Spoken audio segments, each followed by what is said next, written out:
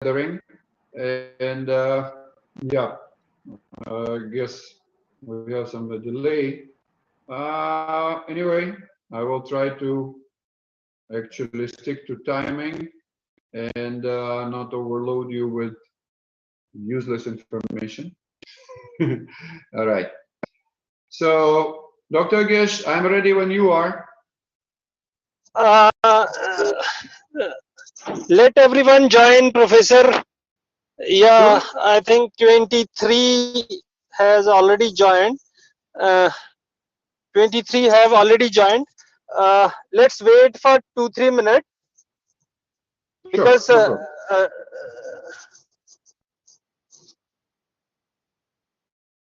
Absolutely. Yep. That's what I'm saying. When you give me a green light, then I begin. I'll give you a message within 2 minutes. Sure. Okay. Bye.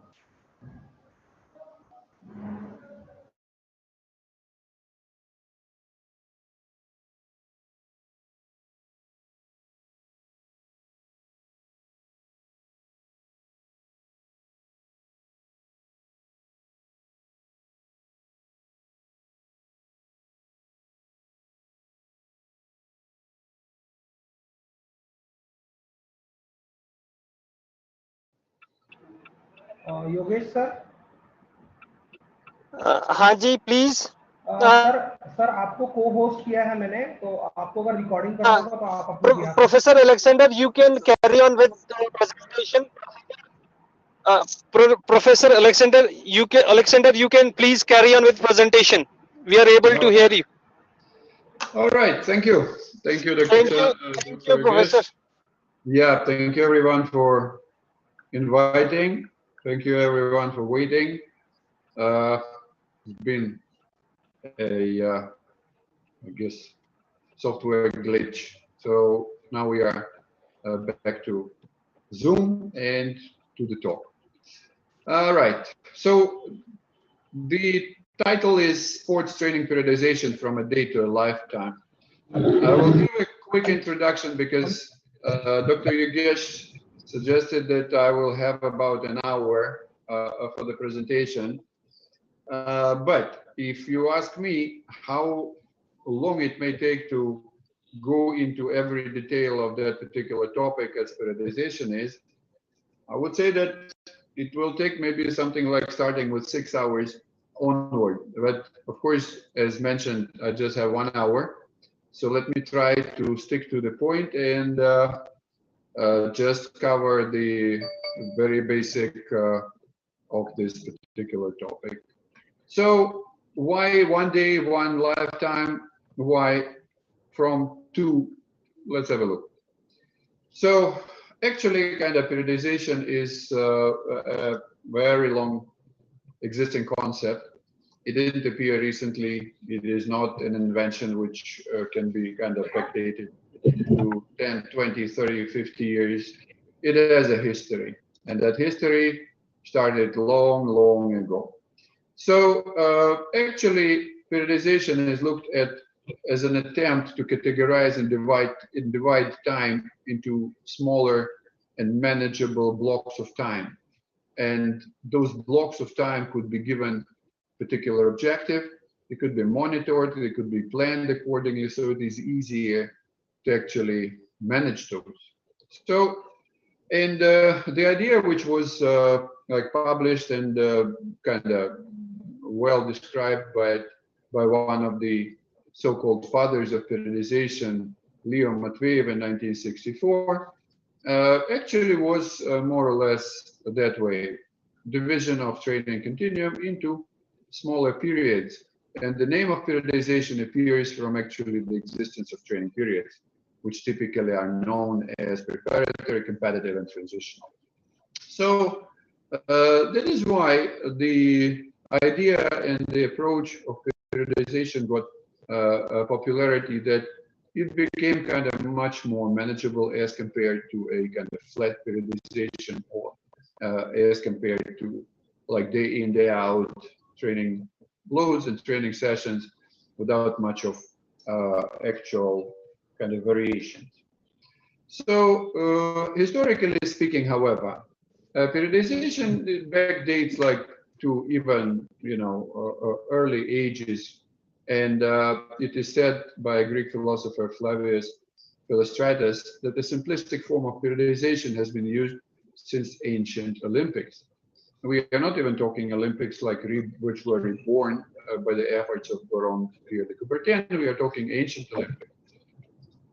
So, and ever since, like in the first attempts of scientific periodization belongs actually to the Soviet Union, USSR, whereby athletes and coaches were collective and massive empiric information rather than scientific. But as people used to say that old is nothing new. I mean, new is nothing new, but rather the well-forgotten old. So we are now actually back to basics and empiric. And you all know that a very popular trend now is known as evidence-based teaching, or evidence-based learning, or evidence-based science. So Soviet Union actually did that. So evidence is sometimes equalized with the scientific findings. So one huge advantage, of course, which was there with Soviet Union, that they had a enormous number of participants in all levels of sport, be it sports for all, or specialized schemes, or elite sports. And most of the athletes were kind of tested one way or another, measured by one way or another. And that actually brought the whole collection of data situation to a reasonably scientific manner. And that is how many things were approached from practicality point of view. And what I keep telling to my students that, for instance, sports science is not belonging to sciences like mathematics or physics or chemistry, when certain things can be predicted or certain discoveries can be actually made based on assumptions or based on some physical processes or so. Sports science is not born in lab. Sports science is typically born in the field, on the pitch. And sports scientists are not the scientists which actually are sitting in the labs, but the leaders in sports science typically are coaches. And they actually test their thoughts and their ideas practically. And then at some point, they may, invite scientists, or scientists come uninvited, so to say, to check that idea or to validate that idea. So it's not that basic or innovations in sports science are, as I say, appears in the lab. Most of them come from practice, particularly in training methodology. So then these actually earliest schemes of periodization were reasonably simple, and dividing the annual, typically 1 year process into general, preparatory, and specific phases. So let's have a look. So the general stage of training years ago, even maybe a century ago, lasting roughly about 2 months or so, was supposed to develop functionalities like a cardiovascular system and pulmonary. The next, known as preparatory training, was also kind of about 2 months in duration, and sought to be strengthening muscle and muscular endurance. So from cardiovascular to pulmonary, then finally to locomotory. And then the specific period, which could last like anything from about 8 months, prepared an athlete for actual individual sporting event, emphasizing extensive practice of that particular specialized sports or the event in which they were supposed to compete.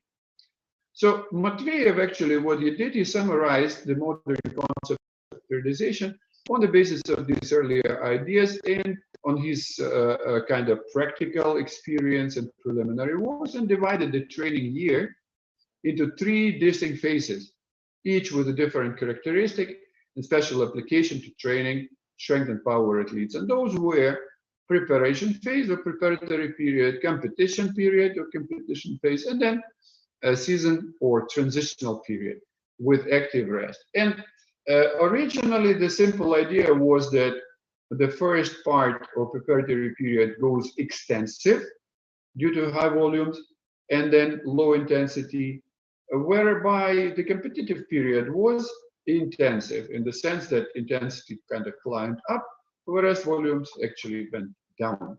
But then skill training started being added, skills and so on and so forth. However, the original kind of view, as I say, was typically preparatory, competitive, and transition.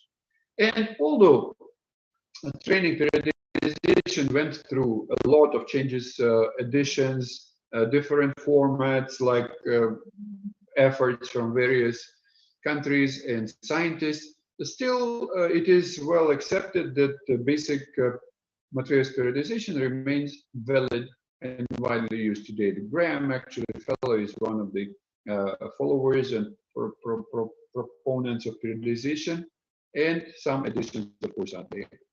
And one of those, and particularly suggested in North America, which are not using the terminology we typically use in East Europe, something like preparatory, transition, or competition period. They use in-season, off-season, pre-season, and so on and so forth. So at some point, they actually suggested that it will be fair to say, something like include transition period, which they call, for actually transiting from high volumes, low intensity, to low volumes, high intensity, whereby actually technical training is supposed to become a focus point.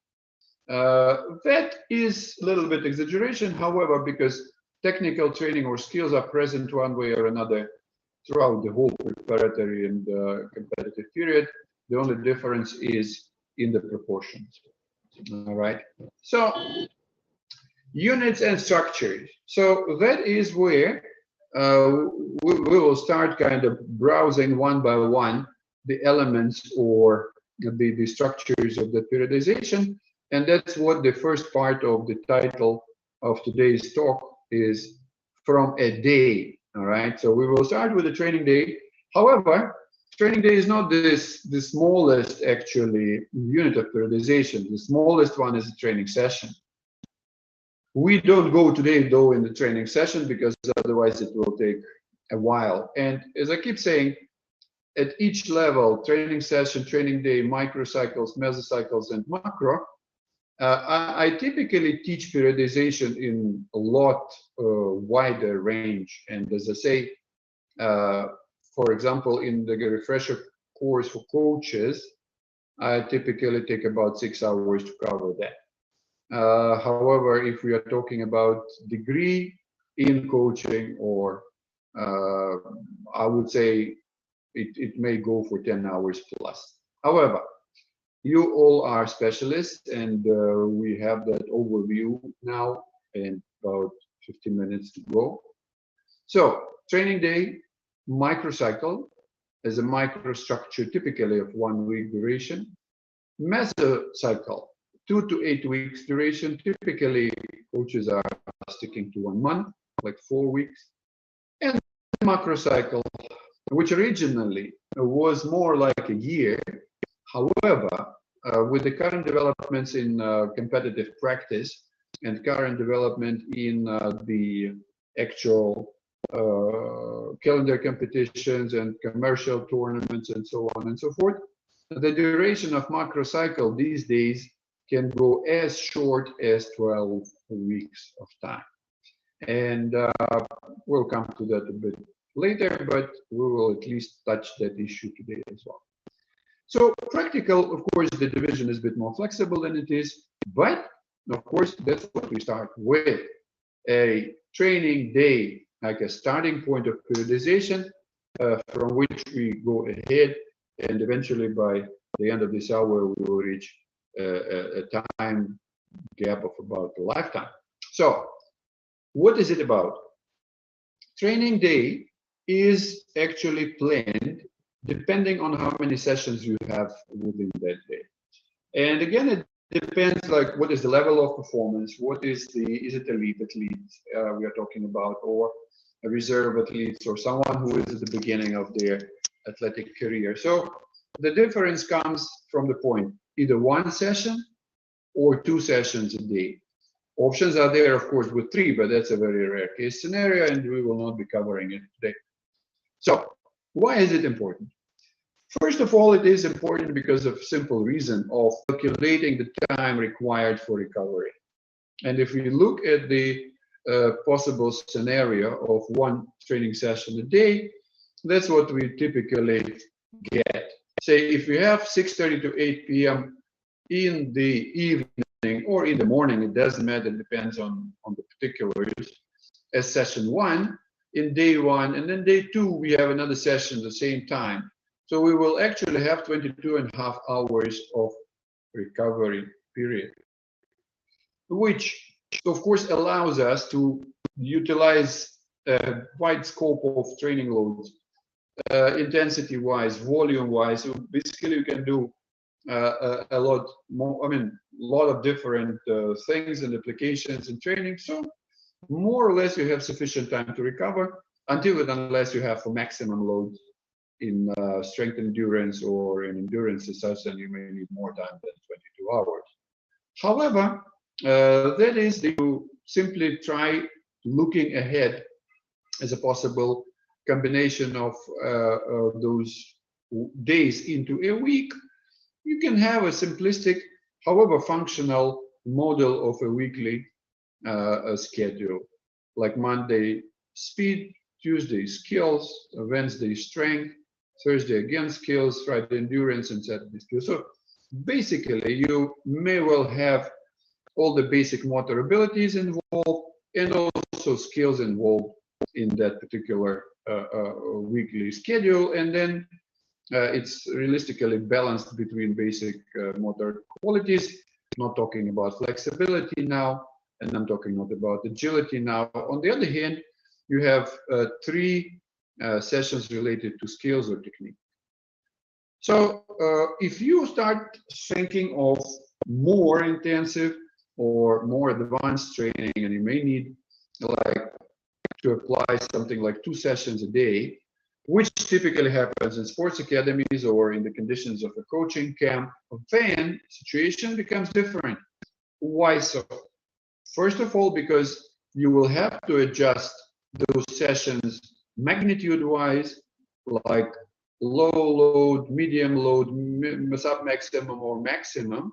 That is from the point of view of magnitude of the training load. On the other hand, you will have to also adjust. Is it supposed to be a fitness related or skill related or whatever other part of training? So that is why it gets more complicated. And although you will be able to apply more various options, but actually the option of combining various loads within a day will become limited. Why? This is for a simple reason. As you can see here, if you have 8 to 10:30 in the morning, first session, and 6:30 to about 9 p.m. in the evening, another one. So your recovery period between sessions gets like about 11 hours. So you have to be kind of really very careful and thoughtful on how to actually determine the magnitude and the direction or the focus of each session during the day. All right.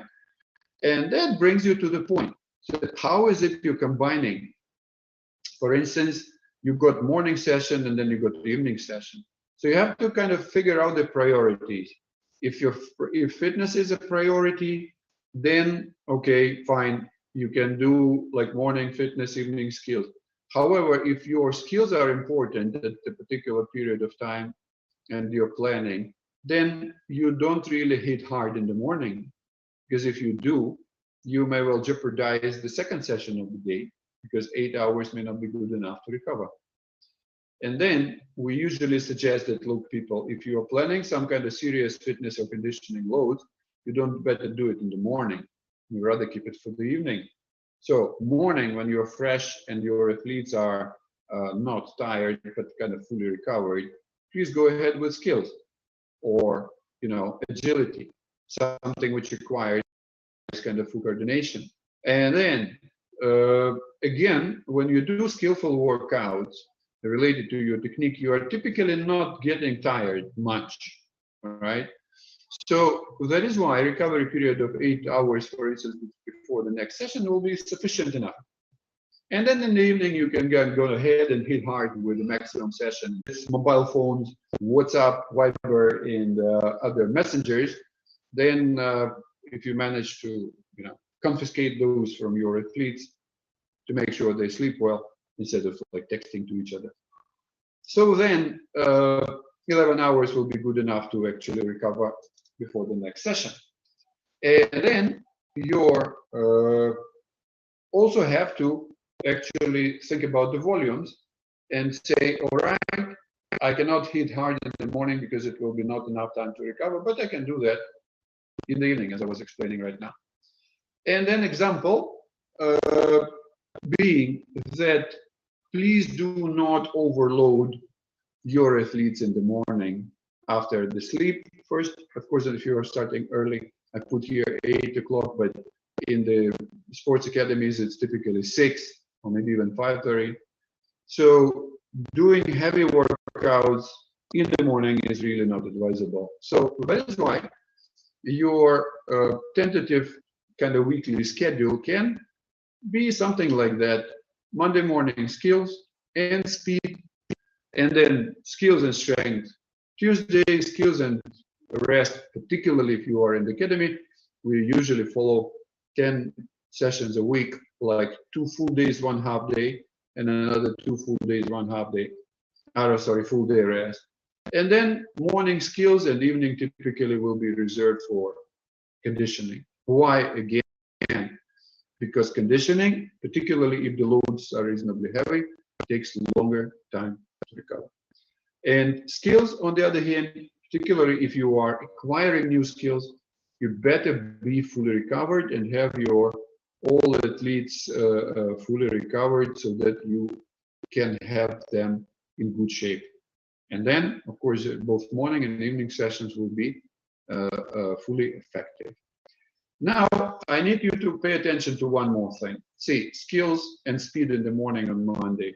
Strength is on Tuesday. Endurance is somewhere closer to the end of the week. Speed is one motor quality, I'm sure you know, which requires full recovery to actually be effective in training.